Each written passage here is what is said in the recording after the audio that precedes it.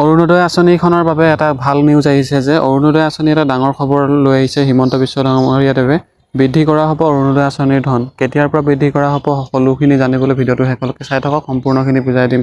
যিহেতু মুখ্যমন্ত্ৰী ডাঙৰীয়াদেৱে পুনৰাই কৈছে যে অৰুণোদয় আঁচনিখনৰ পৰা বহুতো মহিলাই এই আঁচনিৰ টকা লাভ কৰিছে আৰু টকা লাভ কৰিবলৈ ইতিমধ্যে বহুতো মহিলা বাদ পৰি গৈছে। তেওঁ এটা ঘোষণা কৰিছে যে ৰিচেণ্টলি যিহেতু আগন্তুক ইলেকশ্যনত যদি তেওঁ পুনৰবাৰ জয়ী হৈ যায় তেনে ক্ষেত্ৰত তেওঁলোকে অৰুণোদয় আঁচনিৰ যিটো টকা আছে সেই টকাটো বৃদ্ধি কৰিব আৰু যিসকলৰ নাম অন্তৰ্ভুক্ত ইতিমধ্যে হোৱা নাই তেওঁলোককো অন্তৰ্ভুক্ত কৰিব আৰু যিসকলৰ ঘৰত এজনতকৈ অধিক হিতাধিকাৰীয়ে মানে এখন ৰেচন কাৰ্ডতে অত্যধিক যিসকলে অৰুণোদয় আঁচনিৰ টকা লাভ কৰি আছে তেওঁলোকৰ ওপৰতো একশ্যন লোৱা হ'ব আৰু যিসকলৰ কোনো ধৰণৰ মানে সুবিধা লাভ কৰা নাই, সকলোখিনি নথিপত্ৰ থকাৰ পিছতো বা তেওঁলোকৰ সকলোখিনি যা যোগাৰ থকাৰ পিছতো যোগ্য প্ৰাৰ্থী হয় বা হিতাধিকাৰী হয়, তেওঁলোকে যদি কিবা কাৰণবশতঃ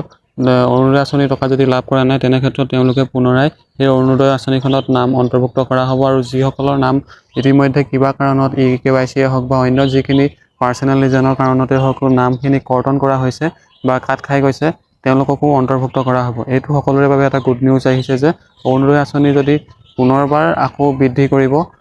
যিখিনি টকা আছে যিহেতু এতিয়া ৰিচেণ্টলি 9,000 টকা প্ৰদান কৰিছে মুখ্যমন্ত্ৰী ডাঙৰীয়াদেৱে আৰু আগন্তুক দিনত যদি বিজেপি চৰকাৰ পুনৰাই আহে তেনে ক্ষেত্ৰতো অৰুণোদয় আঁচনিখনৰ যি টকা আছে সেই টকাটো বৃদ্ধি কৰিব। তেওঁ স্পষ্টবাণী কৰিছে যে ছ'চিয়েল মিডিয়াত তেওঁ প্ৰচাৰ কৰিছে যে এই আগন্তুক যি দিন আছে সেই দিনতো অৰুণোদয় আঁচনিৰ যিটো টকা আছে সেই টকাটো বৃদ্ধি কৰিব। সকলোৰে বাবে এইটো গুড নিউজ হয়, সেইবাবে আপোনালোকক জনাই দিছোঁ যিসকলে অৰুণোদয় আঁচনি নতুনকৈ আবেদন কৰিম বুলি ভাবিছে তেওঁলোকে নিজৰ পঞ্চায়তসমূহত খবৰ কৰি থাকিব যাতে তেওঁলোকে যিখিনি নথিপত্ৰ হয় সেইখিনি আগতীয়াকৈ গোটাই ল'ব পাৰে আৰু যিসকলৰ নাম নতুনকৈ অন্তৰ্ভুক্ত কৰিম বুলি ভাবিছে তেওঁলোকৰো ৰেডি হৈ যাওক, যিহেতু ইলেকশ্যনৰ পাছতে যিকোনো এটা ডেটতে আপোনালোককো অৰুণোদয় আঁচনিৰ যিটো নতুনকৈ এপ্লাই আছে সেই প্ৰচেষ্টাবোৰ বা প্ৰক্ৰিয়াবোৰ পুনৰাই আৰম্ভ কৰি দিয়া হ'ব। যিহেতু দেখিবলৈ পোৱা গৈছে যে এতিয়া বহুতো মহিলা মানে 20%তকৈ অধিক মহিলা বাদ পৰি গৈছে, অৰুণোদয় যোগ্য প্ৰাৰ্থী হৈ পিনিও তেওঁলোকে টকা লাভ কৰিবলৈ সক্ষম হোৱা নাই। তেওঁলোকৰ যিহেতু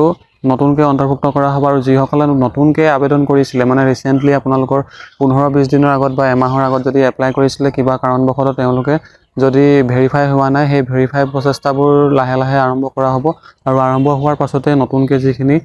অৰুণোদয় তালিকা অন্তৰ্ভুক্ত হ'ব সেই লিষ্টসমূহ প্ৰকাশ কৰা হ'ব আৰু সেই লিষ্টসমূহৰ মতে আপোনালোকে নিজৰ ডকুমেণ্টবোৰ পুনৰাই ছাবমিট কৰিবলগীয়া হ'বও পাৰে, নাইবা আপোনালোকে যিখিনি বেংকৰ লেনদেন আছে বা KYC সম্পূৰ্ণ কৰিব লাগিব। এইখিনি প্ৰচেষ্টা আপোনালোকক জনাই দিয়া হ'ব। আপোনালোকে যদি এইখিনি কাম কৰি লয় তাৰপাছত আপোনালোকে যিসকলে নতুনকৈ আবেদন কৰিছিলে তেওঁলোকেও পাবলৈ যিটো টকা আছে সেই টকাটো পোৱাৰ ষ্টাৰ্ট হৈ যাব আৰু যিসকলৰ মাজতে পাই থকাৰ পাছতো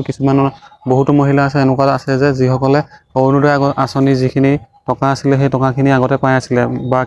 তেওঁলোকে পূৰ্বৰ পৰাই পাই আছিলে, কিন্তু কিবা কাৰণত ভুলবশতঃ বা যিখিনি কিবা KYC হওক বা অন্য যিখিনি